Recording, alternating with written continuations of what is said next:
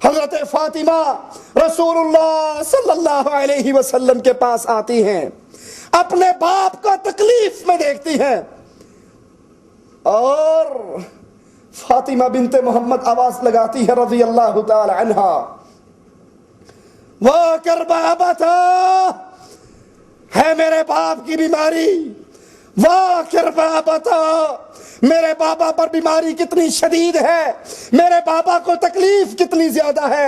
رسول اللہ صلی اللہ علیہ وسلم کہتے ہیں لا کرب علی ابیک بعد اليوم، اے میری بیٹی آج کے بعد تیرے بابا کو کوئی تکلیف نہیں ہوگی۔ لا کرب علی ابیک بعد اليوم، یہ تیرے بابا کی زندگی میں آخری تکلیف ہے، اس کے بعد اس کا مقدر جنتیں ہیں، پھر تکلیف۔ فاطمہ کو قریب کرتے ہیں، فاطمہ کان لگاتی ہے، رونے لگ جاتی ہے، پھر دوبارہ قریب کرتے ہیں، پھر کچھ کہتے ہیں، ہنسنے لگ جاتی ہے۔ عائشہ پوچھتی ہے فاطمہ روئی کیوں تھی، ہنسی کیوں ہے؟ کہتی ہے سنیے، سن کر عقیدوں کو بدلیے، مولویوں کی بکواسات کو فاطمہ کے قول سے تول کر جو صحیح ہے اسے سینے سے لگا لیجئے اور جو غلط ہے اس کو دیوار میں دے ماریے۔ فاطمہ کہتی ہے عائشہ رضی اللہ تعالی عنہما، میرے بابا نے مجھے قریب کر کے کہا تھا فاطمہ میری موت کا وقت آ رہا ہے اور اب میری جانے کی تیاری ہے۔ میں اپنے بابا کی موت کے غم کے جملے سن کر رونے لگ گئی۔ پوچھئے احمد رضا خان بریلوی کے ماننے والوں سے، مولانا احمد رضا، مولوی احمد رضا اپنی کتاب ملفوظات کے اندر لکھتے ہیں کہ اللہ کے نبی صلی اللہ علیہ وسلم ایک لمحے کے لیے مرتے ہیں اور پھر آپ کو دوبارہ زندہ کر دیا جاتا ہے۔ قبر میں آپ کی زندگی دنیا والی زندگی ہے، حصی زندگی ہے، اور صرف یہی نہیں، آپ کی قبر میں آپ کی بیویوں کو پیش کیا جاتا ہے جس سے آپ رات کو شاباشی کرتے ہیں۔ آئی فاطمہ روئی کیوں؟ فاطمہ 6 مہینے زندہ رہی پھر مسکرائی نہیں، کیوں؟ اس لیے کہ یہ عقیدے بعد کے ظالموں نے گھڑے۔ حقیقت یہ ہے فاطمہ کو بابا نے بتایا تھا بیٹا میرے موت کا وعدہ قریب آ چکا ہے، اور دوبارہ اس لیے ہنسی کہ اللہ کے نبی نے کہا تھا فاطمہ جنت میں سب سے پہلے میری تو آ کر ملاقات کرنے والی ہوگی، سب سے پہلی ملاقات میری اور تمہاری ہوگی۔ پھر حسن حسین کو بلایا، ان کو پیار کیا۔ پوچھئے ان ظالموں سے جو کہتے ہیں کہ رسول اللہ صلی اللہ علیہ وسلم کے بعد سب سے بڑا حق خلافت کا علی حسن حسین کا تھا، جب نانا حسن و حسین کو چوم رہا تھا حسن و حسین نے کیوں نہیں کہا نانا مرتے مرتے ہماری خلافت کا اعلان تو کر کے مرو، حکومت تو ہمیں دے کر مرو، وہاں تو بیماری ہے۔ اللہ کے نبی صلی اللہ علیہ وسلم کہتے ہیں مرو ابو بکر سے کہو محمد کے مصلی پہ چڑھے، نماز پڑھائے۔ فاطمہ عائشہ کہتی ہے بابا آقا، فاطمہ کے بابا، میرا بابا ابو بکر نرم دل کا ہے، عمر سے کہو وہ نماز پڑھا دے۔ آپ کہتے ہیں ابو بکر سے کہو نماز پڑھائے۔ عائشہ پھر کہتی ہے، نبی پھر یہی جواب دیتے ہیں، اور آخر میں کہتے ہیں نہ اللہ راضی ہوتا ہے، نہ رسول اللہ راضی ہوتا ہے، نہ مومنین راضی ہوتے ہیں جس جماعت میں ابو بکر ہو مصلی پہ کوئی اور چڑھ جائے۔ جاؤ ابو بکر سے کہو نماز پڑھے، نماز پڑھائے، جماعت کروائے۔ اگر خلافت حق علی کا تھا رسول کے بعد تو پھر اس وقت علی بھی موجود تھے، حسن بھی تھے، حسین بھی تھے، عباس بھی تھے، عقیل بھی تھے، سارے تھے۔ سب نے مل کر کیوں نہیں کہا اے آقا ہمارے جیتے جی اپنی گدی پر ابو بکر کو کیوں بٹھا رہے ہو؟ اللہ کے نبی علیہ الصلوۃ والسلام حسنین کو پیار کرتے ہیں، حسن حسین کو پیار کرتے ہیں، پھر اپنی بیویوں کو بلا کر ان کو نصیحت کرتے ہیں۔ پھر آخری لمحات عائشہ رضی اللہ تعالی عنہا فرماتی ہے، اللہ کے نبی فرماتے ہیں اے عائشہ وہ یہودیہ جس نے خیبر کے دن مجھے زہر والا گوشت کھلایا تھا، وہ زہر آج محمد کے جسم میں اس کی رگوں کو کاٹ رہا ہے۔ اللہ لعنت کرے یہودیوں پر انہوں نے ہمارے نبی کو بھی زہر دیا، اور آج تک فلسطین کے اندر ہمارے مسلمان بچوں کو قتل کرتے ہیں۔ اللہ تو یہودیوں پہ اپنا غضب اتار، عیسائیوں پہ غضب اتار جو یہود و نصارہ کے دوست ہیں۔ اللہ ان کو دنیا میں برباد کرنا، ان کو آخرت میں برباد کرنا۔ ان ظالموں نے ہمارے نبی کو زہر دے کر مارا۔ فرماتے ہیں عائشہ وہ زہر جو یہودیہ نے کھلایا تھا، آج میرے جسم کے اندر وہ زہر اثر کر رہا ہے، میرے کلیجے کو کاٹ رہا ہے۔ عائشہ فرماتی ہے رضی اللہ تعالی عنہا، نبی کا سر میرے سینے سے لگا ہوا، کہتی ہیں نبی کا سر میرے سینے سے لگا ہوا۔ عائشہ کو گالیاں دینے والوں، عائشہ پر الزام لگانے والوں، عائشہ کی توہین کرنے والوں، عائشہ پر لعنت کرنے والوں، محمد کریم دنیا سے رخصت ہو رہے ہیں، نبی کا نبوت والا سر مبارک عائشہ کی چھاتی سے لگا ہوا ہے۔ سر نبی کا، گود عائشہ کی، موت نبی کی، گھر عائشہ کا۔ فرماتی ہیں عائشہ نبی کا سر میرے ساتھ لگا ہوا، باڑی بھی میری، گھر بھی میرا، اور آخری لمحات میں میرا لعاب دہن رسول اللہ کے لعاب دہن سے مکس بھی ہو گیا۔ ابو عبد الرحمن داخل ہوئے، عبد الرحمن کے ہاتھ میں مسواک تھا، رسول اللہ صلی اللہ علیہ وسلم نے محبت بھری نظر سے اس مسواک کو دیکھا۔ حضرت عائشہ سمجھ گئی اللہ کے نبی کا مسواک کرنے کو جی چاہتا ہے۔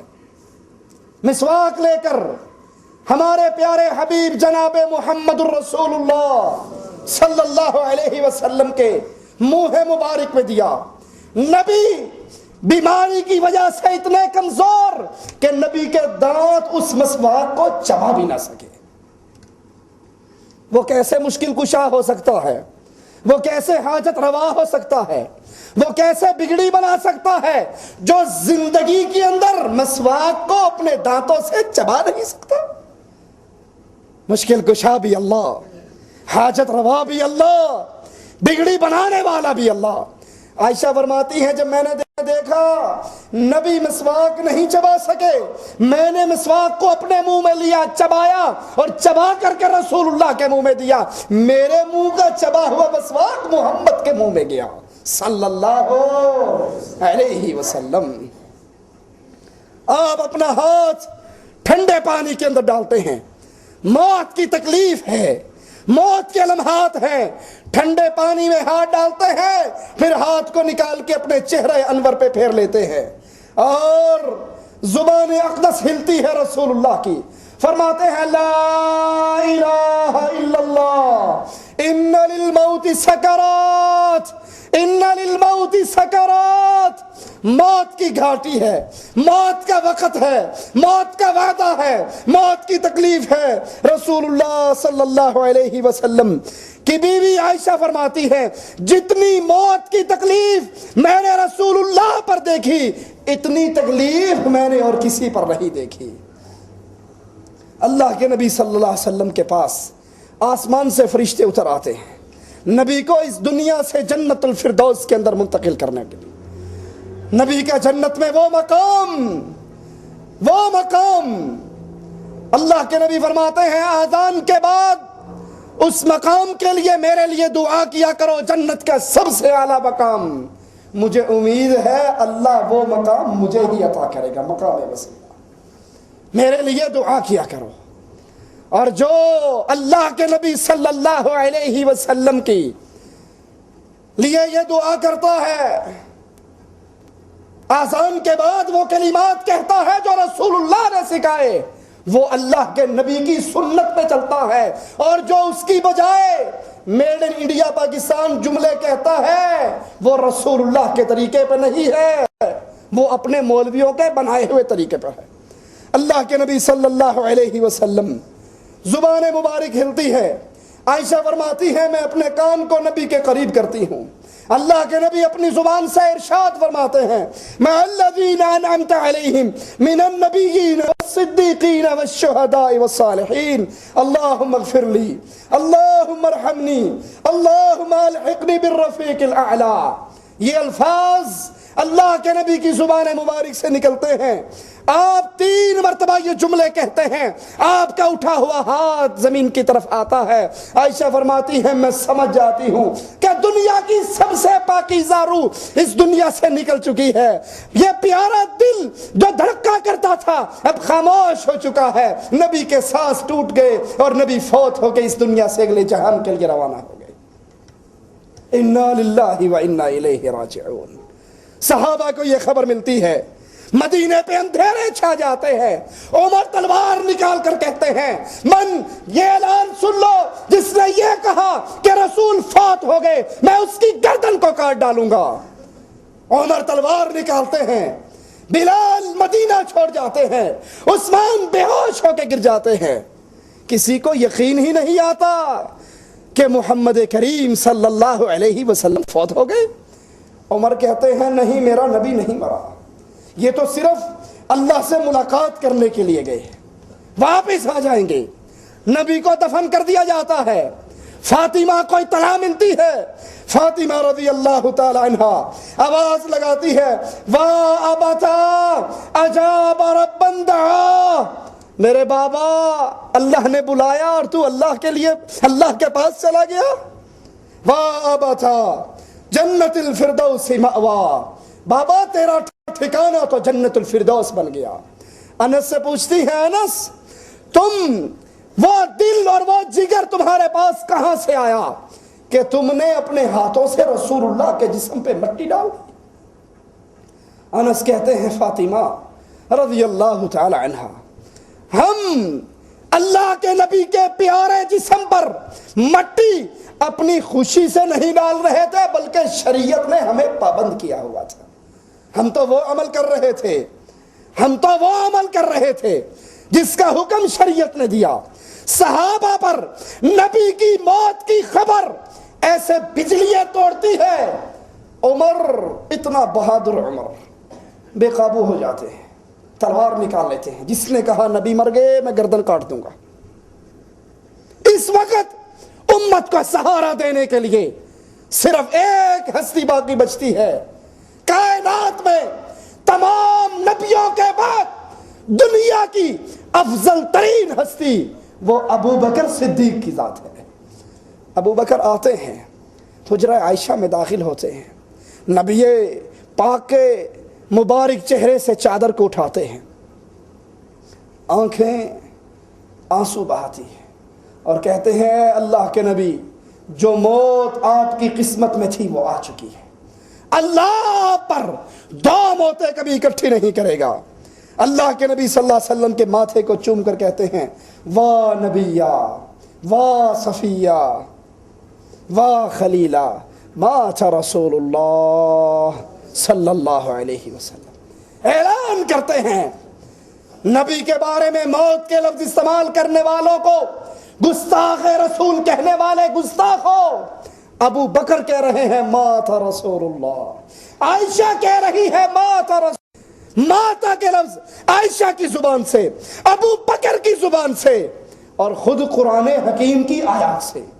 مسجد نبوی میں آتے ہیں، صحابہ کو دیکھتے ہیں جو غم کے اندر ڈوبے ہوئے، عمر کو دیکھتے ہیں تلوار نکال کر کھڑے ہیں، کہتے ہیں اجلس یا عمر، عمر بیٹھ جاؤ۔ پہلا خطبہ ارشاد دیا، سنیے ذرا صدیق کا خطبہ، آواز لگاتے ہیں من کان یعبد منکم محمد فإن محمد قد مات، تم میں سے جو محمد کی پوجا کرتا تھا، جو محمد کا مشکل کشا، حاجت روا، بگڑی بنانے والا، اولاد دینے والا، کشتیاں پار لگانے والا، مدد کرنے والا سمجھتا تھا، فإن محمد قد مات، پھر سن لو تمہارا مشکل کشا مر چکا ہے، تمہارے نبی مر چکے ہیں، تمہارے نبی پہ موت آ چکی ہے۔ وَمَنْ كَانَ يَعْبُدُ اللَّهِ، اور جو اللہ کی عبادت کرتا تھا، مشکل کشا، حاجت روا، غوث اعظم، بگڑی بنانے والا، رزق دینے والا، اولاد دینے والا، صحت دینے والا، شفا دینے والا، رزق دینے والا، اللہ کو سمجھتا تھا فإن اللہ حی لا یموت، اللہ وہ رب ہے جس کو موت۔ یہ آواز لگا کے قرآن کی آیات کی تلاوت کرتے ہیں۔